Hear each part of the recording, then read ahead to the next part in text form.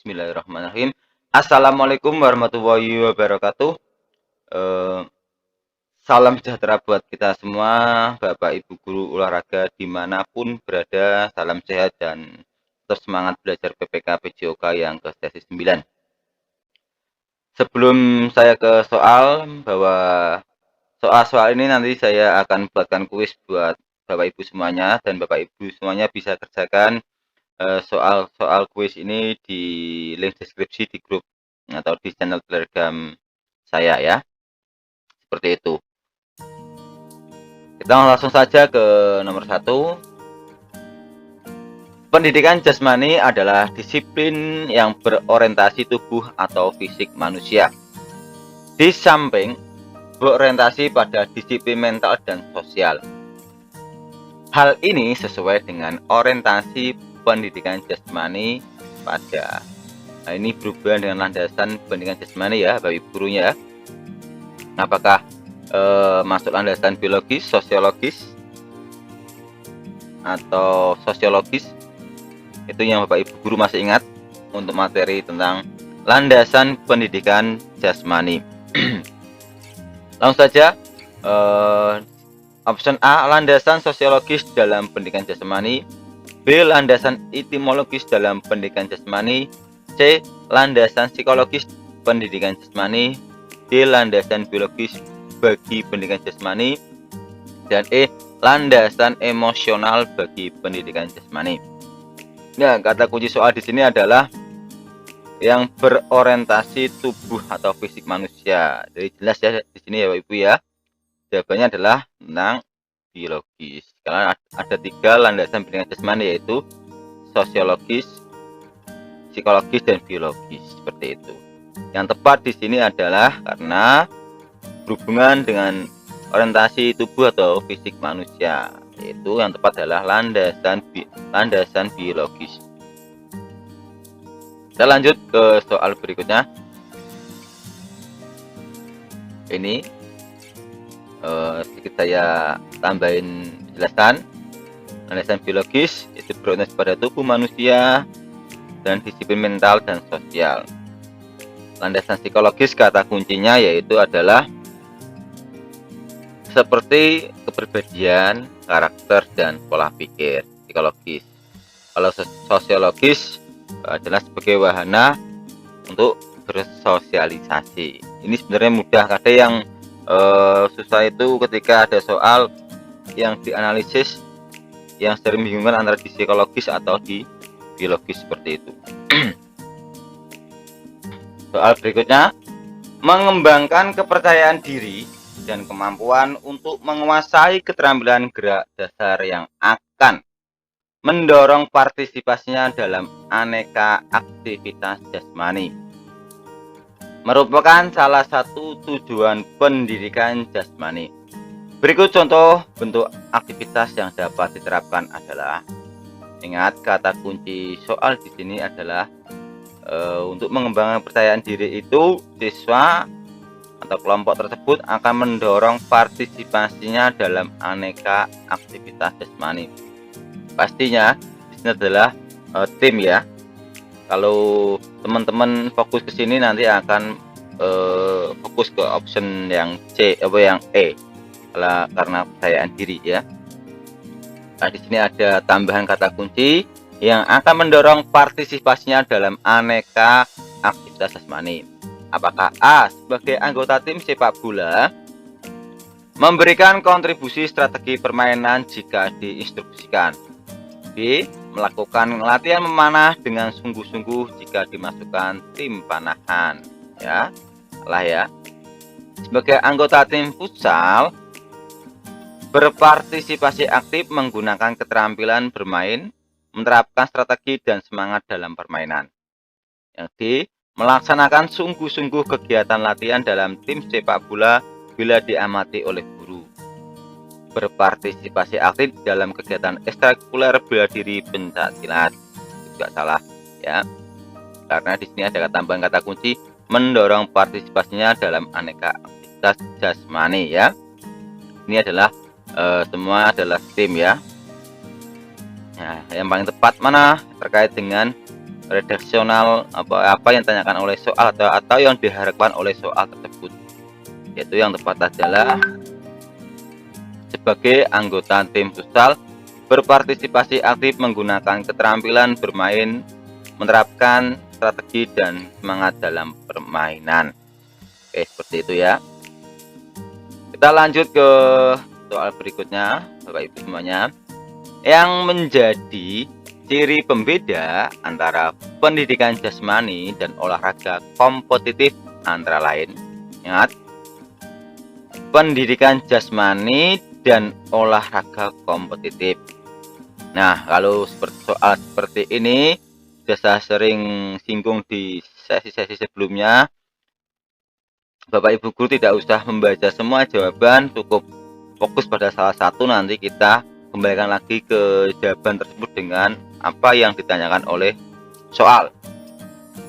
Saja kita fokus ke pendidikan jasmani. Salah saja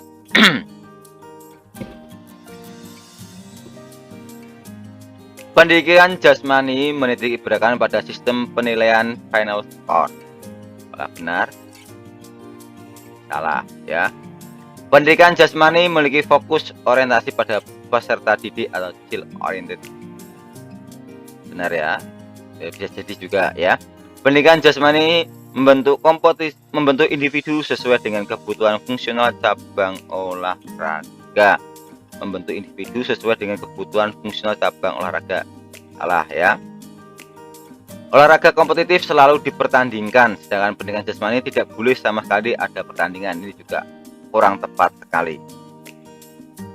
Pendidikan jasmani memiliki fokus orientasi pada gerak. Bisa jadi. Nah, berarti kita ada dua, yaitu B sama E ya, karena A, C dan D sudah pasti salah ya. Tinggal kita bandingkan dan dengan soalnya. Kita baca lagi yang B. Pendidikan jasmani memiliki fokus orientasi pada peserta didik, pada anak atau child oriented, sedangkan olahraga kompetitif pada materi latihan atau subject oriented. Yang E, pendidikan jasmani memiliki fokus orientasi pada gerak atau movement, sedangkan olahraga gerak kompetitif orientasi pada cabang olahraga. Antara E dan B yang paling tepat menjadi pembeda ya, pembeda. Berarti yang tepat adalah apa? Yang B ya. Fokus pada anak kalau pendidikan jasmani seperti itu ya. Kita lanjut ke soal berikutnya. Soal olimpium ini sering juga keluar, apakah itu arti dari olimpium itu sendiri atau makna dalam filosofi olimpium. Itu 1-2 pasti ada beberapa soal seperti ini ya teman-teman. Sebenarnya ini ada sedikit sudah saya singgung di sesi sesi berapa ya, 6 kalau nggak salah, itu juga ada, tapi beda redaksionalnya. Ini saya ganti redaksional, ini saya kasih soal yang beda redaksionalnya. Oke, olimpium ditekan sebagai filosofi dan prinsip dasar dengan prinsip dasar. Dengan demikian, diskriminasi atau perbedaan terhadap ras, suku, agama, ideologi, dan warna kulit harus dihindarkan dalam setiap gerakan olimpiade. Dengan demikian, sejatinya olimpium mengandung 3 makna, yaitu living excellence, living respect, dan living friendship ya. Ungkapan pasti ditanyakan salah satunya ini pastinya ya. Sistem nilai yang mengandung, nah ini tanyakan, yang mengandung makna antara lain persahabatan, berempati dan bersimpati pada orang lain, kerjasama, saling memberi dan melayani, serta saling mendukung, merupakan implementasi dari makna apa? Apakah excellent, respect, dan prinsip? Ini pasti salah, karena di sini di soal sudah dijelaskan ada 3 kan, 1, 2, dan 3 ya, yang berhubungan dengan persahabatan pastinya adalah friendship ya. Di sini saya kira tidak begitu susah atau sulit pastinya teman-teman ya. Langsung saja sedikit saya sambil mengingatkan makna Olimisium. Yang pertama adalah living excellent, yaitu nilai-nilai berupa kerja keras, mencapai prestasi dan sebagainya. Our respect, menghargai orang lain. Nah, ini yang tanyakan persahabatan, berempati, bersimpati, kerjasama. Ini yang tanyakan tadi di soal ya. Perbedaan keyakinan ini yang respect. Itu ya teman-teman, Bapak Ibu guru semuanya. Kita lanjut ke sesi berikutnya. Yang tidak termasuk 13 prinsip pokok dalam pendidikan jasmani menurut Ziegler untuk dapat meningkatkan kualitas hidup manusia adalah, ya ini soal ini sebenarnya juga ada pengecoh jawabannya juga, tapi harus jeli. Ingat, di soal ada kata-kata yang tidak termasuk ya. Nah, ini yang tidak termasuk. Nah, ini sedikit tapi akan mengaruhi pada jawaban ini semua. Dalam 13 prinsip pendidikan jasmani menurut Ziegler untuk dapat meningkatkan kualitas hidup manusia, yaitu apakah A. Responsibility, B. Overload, C. Relaxation, D. Recreation, dan E. Bonfidentiality. Ya, yang bukan itu adalah yang recreation. Jadi ini sudah jelas karena ada 3 prinsip. Ini di belakang saya tambahi beberapa materi. Semoga teman-teman ketika ada materi yang serupa dengan prinsip pendidikan jasmani menurut Ziegler, teman-teman bisa sedikit mengingat. Reversibility yaitu bahwa setiap manusia akan ada pada masa puncak dan juga akan kembali menurun. Karena itu, aktivitas jasmani dilakukan untuk paling tidak mempertahankan kondisi fisiknya hingga usianya berakhir. Overload, tubuh manusia atau ototnya harus dilatih dengan beban lebih dari normal agar dapat menjaga kualitas tubuhnya. Flexibility, yaitu manusia harus secara teratur memposisikan sendinya melalui berbagai gerakan, karena makin bertambah usia makin berkurang fleksibilitasnya. Bonfidentiality, yaitu aktivitas jasmani sepanjang hidup mempertahankan kepadatan tulang seseorang. Yang kelima, gravity, mempertahankan kekuatan kelompok otot sepanjang hidup sambil berdiri atau duduk, membantu perjuangan orang melawan gaya gravitasi yang bekerja terus untuk memecahkan struktur tubuh. Relaxation, yaitu hidup di dunia yang makin kompleks perlu keterampilan relaksasi. Aktivitas jasmani dapat digunakan sebagai proses relaksasi. Estetik, bahwa setiap orang secara alamiah ingin terlihat baik untuk dirinya sendiri maupun orang lain. Dan aktivitas jasmani dapat menjadikan penampilan seseorang terlihat lebih baik. Masih ada sekitar 6 lagi. Integration, aktivitas jasmani memberi kesempatan bagi individu untuk melibatkan secara penuh seluruh bagian dirinya, baik fisik maupun psikis. Integrity, yaitu integritas kegiatan psikofisik harus secara etis sesuai dengan standar masyarakat. Purity of the person, maksudnya bahwa aktivitas jasmani mengutamakan kesejahteraan individu daripada organisasi olahraga sebagai pelayan sosial ya. Ini lebih luas lagi artinya ya. Live to its valid, aktivitas jasmani yang cukup berat dan dilakukan secara teratur membantu seseorang untuk memenuhi tugas sehari-hari dan tuntutan mendadak yang tak terduga yang mungkin diperlukan untuk terus hidup dan melindungi diri dari bahaya. Fun and pleasure, manusia biasanya merupakan pencari kesenangan dan kenikmatan, dan banyak kesempatan untuk kesenangan dicapai melalui aktivitas jasmani. Seperti itu.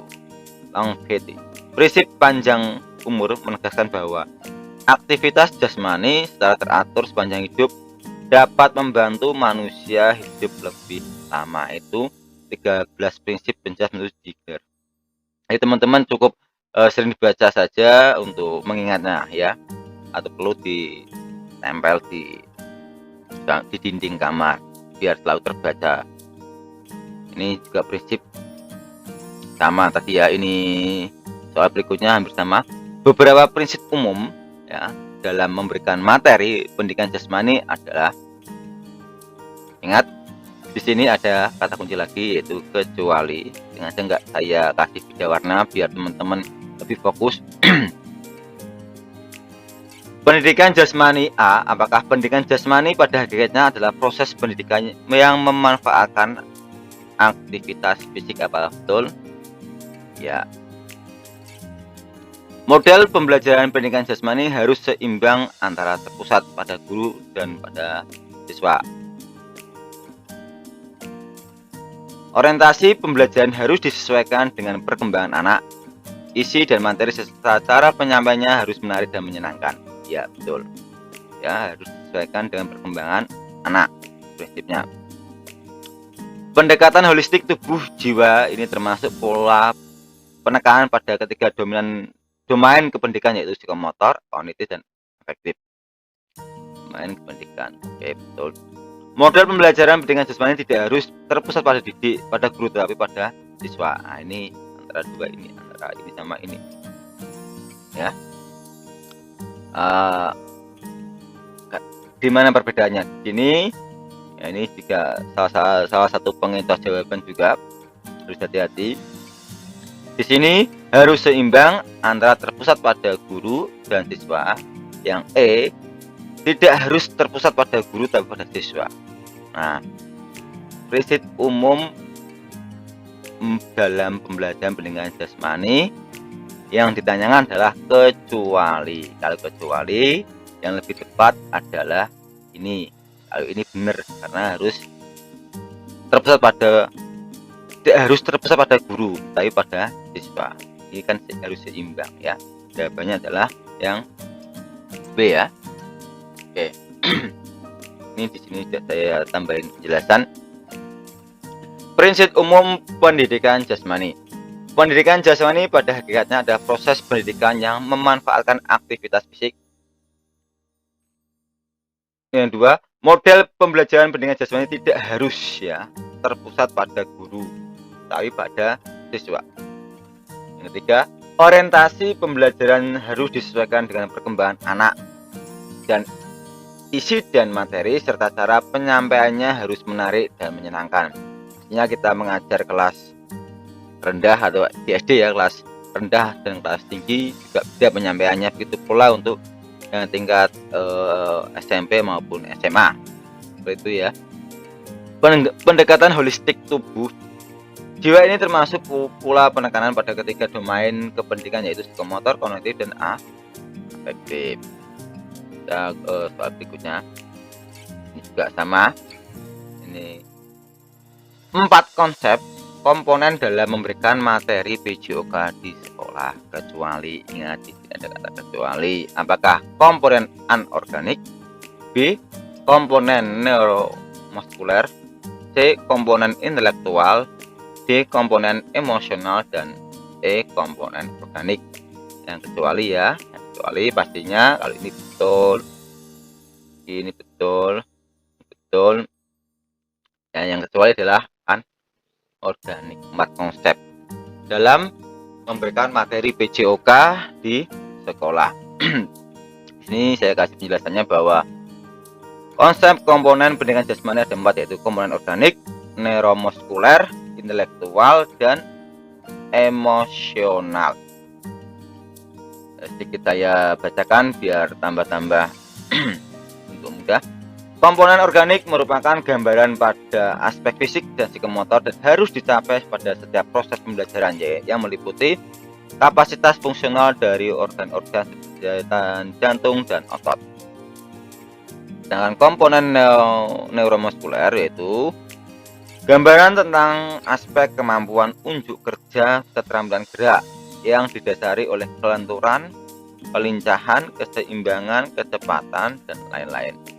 Komponen intelektual yaitu gambaran yang dapat dipadankan dengan keadaan kognitif ya.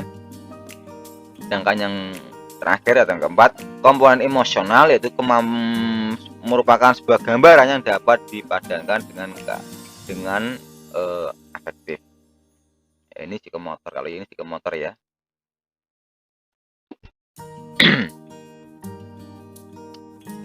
Khusus untuk materi teknik dan taktik dasar, saudara sebagai guru PJOK harus memperhatikan 3 prinsip utama, yaitu ini soal seperti ini sebenarnya cukup mudah, meskipun ketika teman-teman ketika blank juga mudah dalam menjawab soal seperti ini.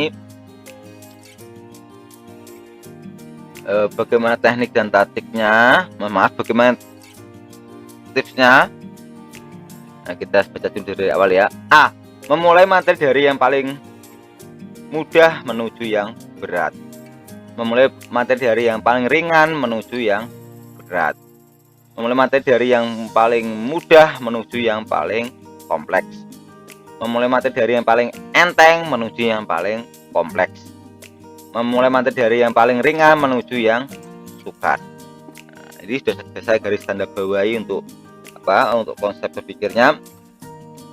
Di sini sebenarnya adalah sebuah bahasa saja. Kalau teman-teman perhatikan, mudah berat, ringan berat, mudah kompleks.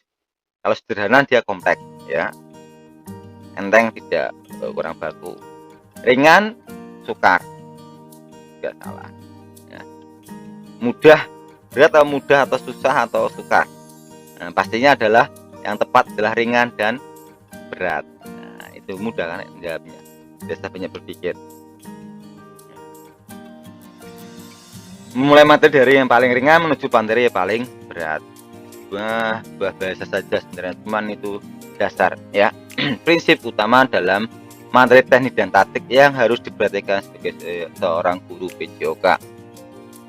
Kita materi dari yang paling mudah ke yang paling sukar, materi yang paling ringan dan yang paling berat, materi yang paling sederhana menuju materi yang paling kompleks, seperti itu. Oke ya, ada masalah ya. Lanjut ke berikutnya. Terdapat 3 orang siswa, Bembeng, Bambang, dan Bumbang, melakukan aktivitas jasmani. Bambang berlari, Bembeng mengayunkan kedua tangannya di atas balok keseimbangan. Sedangkan Bumbang lagi menggiring bola. Siapakah melakukan gerakan non lokomotor menurut saudara? Kalau ini mudah ya. Sekarang Bambang berlari, Bembeng mengayunkan kedua tangan, balok keseimbangan. Sedangkan Bumbang lagi menggiring bola. Siapakah non lokomotor? Nah, Ibu Guru, ini juga mudah. Non lokomotor adalah gerak yang tidak berpindah tempat. Ya, pastinya yang tidak berpindah tempat. Kalau ini kan lokomotor, kalau yang ini menggiring bola kan manipulatif ya. Berarti apakah Bambang? Berarti dia adalah Bembeng ya, non lokomotor. Ini ada Bembeng mana? Oh, ini Bembeng ya. Oke, ada masalah ya. Oke, lanjut yuk. Tatkala seorang siswa belajar menguasai teknik sepak bola, maka urutan yang paling baik dalam belajar adalah sebagai berikut. Nah, kalau soal seperti ini, kembali lagi ke teknik dari awal tadi, pastinya apakah yang terakhir dribbling kan tidak pasti. Bisa dribbling adalah yang utama, jadi nggak salah pastinya. Maka urutan yang paling baik ya, ini salah. Apakah shooting dulu? Nah, yang dribbling adalah yang utama antara C sama D. Ini kan nggak mungkin. Masa langsung belajar langsung ke heading, susah kan heading kan? Nah, di sini dribbling, heading, passing, dan shooting. Dribbling, passing, heading, dan shooting. Yang paling tepat mana? Dribbling dulu, pastinya adalah passing. Itu ya. Jadi ketika menjawab soal seperti ini sebenarnya paling cepat menjawab soal seperti ini karena kita tinggal aja mencocokkan dengan soalnya ya. Oke, cukup sekian dari saya. Sampai ketemu lagi di sesi 10. Jangan lupa soal di sini akan saya buatkan kuis, dan kuisnya ada di link deskripsi dan salam sehat dari saya. Assalamualaikum warahmatullahi wabarakatuh. Ketemu lagi di sesi 10. Salam olahraga jaya.